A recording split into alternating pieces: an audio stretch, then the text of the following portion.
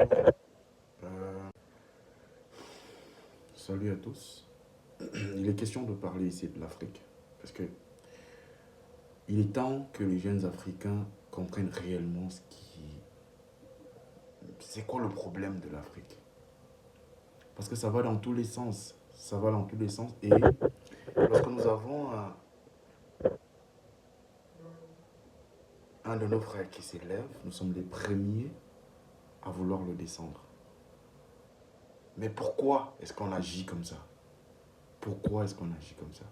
Il faut d'abord savoir que la, le fondement, le fondement d'un être humain, c'est son éducation, c'est ce qu'il a appris. Il dit, on façonne l'homme par l'éducation. Mais qu'est-ce qui s'est passé en Afrique? Pourquoi l'être africain, je dirais, est sous-éduqué? Quand je dis sous-éduqué, ça ne veut pas dire qu'il est bête, ça veut simplement dire que il est ignorant de sa propre histoire. Il ne sait pas il ne connaît pas ce qu'il devrait connaître. On est fort pour développer les théories des autres, pour développer des théories occidentales, sortir comme des paroles bibliques, mais en quoi est-ce que ça nous transforme? Ça transforme l'être africain, ça transforme la société africaine. Simplement parce que nous avons subi ce que d'autres ont appelé l'épistémicide.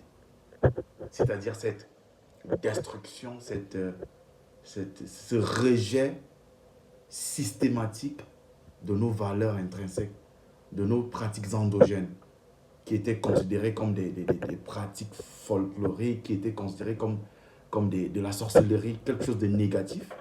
Et nous avons nous-mêmes intériorisé ça. Ce qui fait qu'aujourd'hui, l'être africain, il est perdu. Il est perdu entre une modernité qu'il a reçue comme ça, comme une pierre sur le visage, et une histoire africaine, et sa propre histoire africaine, qu'il ne maîtrise plus. Alors qu'est-ce qu'il faut faire? Il faut rentrer aux sources.